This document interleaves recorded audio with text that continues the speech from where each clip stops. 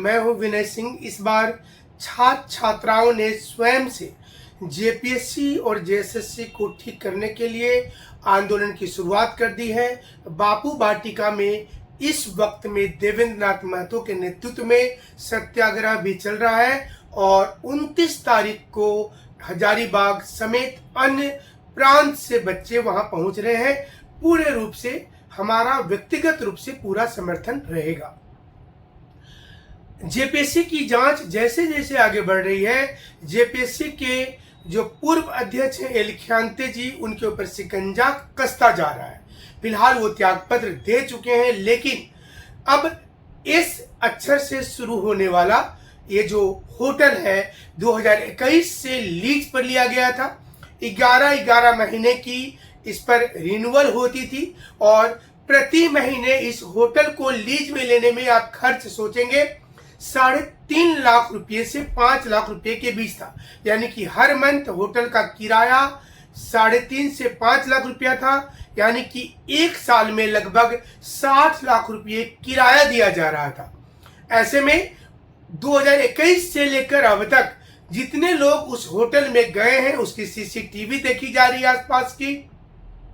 उसके अलावा जिन लोगों का नाम रजिस्टर में दर्ज है वो देखा जा रहा है और क्यों इतने लोग वहां पर विजिट किए थे।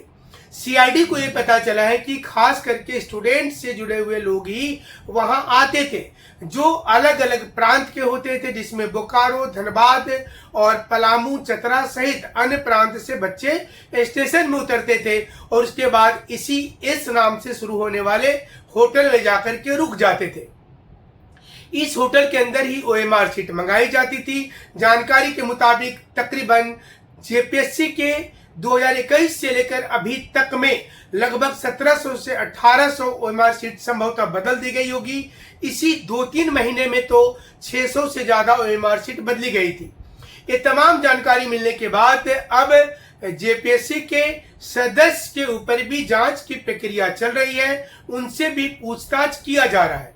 इसके अलावा कई ऐसे लोगों पर जांच चल रहा है जिनके पास में क्वेश्चन मिलने की संभावना होगा और ये जांच जेपीएससी से शुरू हुआ, अभय तिवारी से शुरू हुआ, लेकिन इसके अलावा उस्मान, जावेद, श्वेता गुप्ता से होते हुए ये जांच अब धीरे धीरे जेएसएससी की ओर भी ट्रांसफर हो गया है।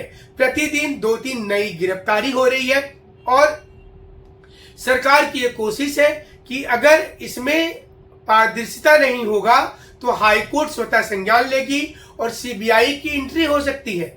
इसलिए सरकार ये चाहेगी कि सीआईडी इसमें पूरी पारदर्शिता से काम करे, लेकिन वही लोगों का मानना है कि पूर्व में भी सीआईडी को बहुत सारे क्लू दिए गए थे और क्लू देने के बाद सीआईडी उतना ज्यादा एक्टिव उस समय में नहीं हुई थी जितना इस वक्त में एक्टिव हुई है। देश का मिजाज इस समय में अलग चल रहा है। जंतर मंतर के प्रदर्शन के बाद केंद्रीय शिक्षा मंत्री ने इस्तीफा दे दिया और इस समय झारखंड के छात्र छात्राओं को भी ये प्रतीत हो रहा है कि यहाँ पर एक अच्छा माहौल है, दबाव है। आपको पता होगा कि भारतीय जनता पार्टी ने जैसे ही आंदोलन की घोषणा की थी उसके पूर्व संध्या पर ही एक छापामारी शुरू हुआ और उसके देर रात में जाकर के जेपीएससी के अध्यक्ष जो थे वो इस्तीफा दे दिए थे। अब इस इस्तीफा के आलोक में उस रोल नंबर की जांच हो रही है, उन लोगों की जांच हो रही है कि जो एमआर सीट बदला गया था। 14th जेपीएससी के पीटी में हमारी जानकारी के मुताबिक 500 से ज्यादा एमआर सीट पर जांच चल रहा है। इस समय में खबर यह भी है कि एक कैंडिडेट का सिर्फ 15 सही हुआ था, उसके बावजूद उसका रिजल्ट में नाम आ गया। सबसे ज्यादा जांच इस समय में जेपीएससी के अलावा जो फॉरेस्ट से जुड़ा हुआ 2 परीक्षा था, जिसमें एसीएफ वाला और एफआरओ वाला जो था, ये 2 एग्जाम पर सबसे ज्यादा जांच हो रहा है और उसके बाद तब अन्य एग्जाम पर जाएगा। यानी कि सब मिलाकर यूं कहें तो इस जेपीएससी में जिस प्रकार से अनियमितता की खबर आई, जिस प्रकार से चीजें सेटिंग हुई, उसके बाद स्टूडेंट्स का मनोबल डाउन हुआ, लेकिन उनका इंकरेजमेंट बढ़ा है। उनको अब लग रहा है कि सरकार को साफ सुथरा एग्जाम लेना चाहिए, पुराने सारे एग्जाम को अब रद्द करना चाहिए, जिसमें जो प्रमुख डिमांड जो वर्षों से चला आ रहा है झारखंड में वह है जेएसएससी सीजीएल का। तो ये स्टूडेंट के दिमाग में है कि अगर सरकार इस पर एक्शन लेती है तो सीजीएल पर भी उसको सोचना चाहिए। एजेंसी के लोग क्या शामिल थे, अगर एजेंसी नहीं थी तो क्या लोग शामिल थे, ये चीजें सामने आ रही हैं। तो वो जो स्थितियां थी एक बार तैयार हो रहा है। उधर बापू वाटिका में, चूंकि कल हम कोशिश किए थे वहां जाने का देवेंद्र नाथ महतो के आंदोलन में, लेकिन ड्यूरेंट कप का भी कल शुरुआत हो रहा था तो चारों ओर से आउटसाइड पर जाने पर रोक थी, तो नहीं पहुंच पाए वहां तक। लेकिन कोशिश किया जाएगा कि 1-2 दिन के अंदर वहां पहुंचेंगे। 29 तारीख को ऐसे भी हजारीबाग से भी बच्चे आ रहे हैं और सभी लोगों को हमें लगता है कि कोशिश करना चाहिए कि एक प्लेटफॉर्म पर ही जो एक आंदोलन चल रहा है उसमें ही सपोर्ट कर दें।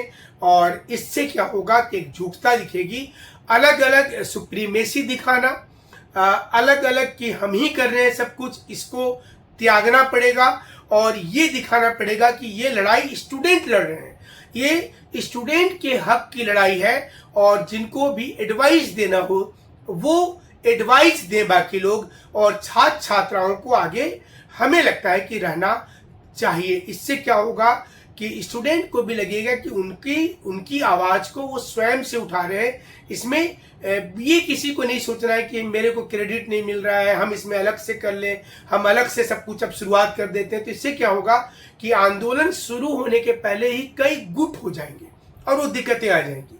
तो मेरी सलाह होगी तमाम लोगों को कि जो कर रहे हैं उनको करने दिया जाए और उनको सपोर्ट कर दिया जाए। इससे संभवतः एक प्रेशर बिल्डअप होता है। हाईकोर्ट के भी नजर में सारा कुछ है। आज जेपीएससी 14 को लेकर के जो याचिका थी उसमें एक और आज याचिका को इंक्लूड किया गया, बेबी कुमारी के मामले को राजेश प्रसाद के साथ में ज्वाइन कर दिया गया है। और ये भी इसमें है कि अगर चाहते हैं कि 24 सितंबर के पहले ही इसकी नियुक्ति हो जाए, मतलब नियुक्ति बोलेंगे, इसकी सुनवाई हो जाए, तो इसमें पूर्व में मेंशन करा करके केस को पहले लिया जा सकता है। चूंकि जेपीएससी को समय दिया गया है आंसर देने के लिए, तो कहीं से भी हमें नहीं लग रहा है कि 14 जेपीएससी बचेगी। मतलब पूरा अगर देखेंगे इसका निचोड़ को समझिए, 14 जेपीएससी पीटी रद्द संभवतः हो जाएगा, क्योंकि इसके पीछे ही सारे तथ्य हैं। और अगर ऐसा सरकार लेती है स्टेप, तो इससे क्या होगा कि स्टूडेंट्स जो हैं वो थोड़े से खुश नजर आएंगे। हालांकि स्टूडेंट्स की जो टीम होगी उनकी डिमांड होगी जरूर से, उनका हो सकता है 2, 3, 4, 5 सूत्री कार्यक्रम होगा, उसमें पॉइंट लेटर होगा और वो डिमांड रखे होंगे और उनकी जो प्रतिनिधि मंडल बनेगी वो बात करेंगे जाकर के कि उनसे अब क्या कुछ बार्गेनिंग हो पाता है। हमारे साथ आप जुड़े रहिएगा, सही वाला विश्लेषण यहाँ पर होता रहेगा। शुक्रिया, धन्यवाद।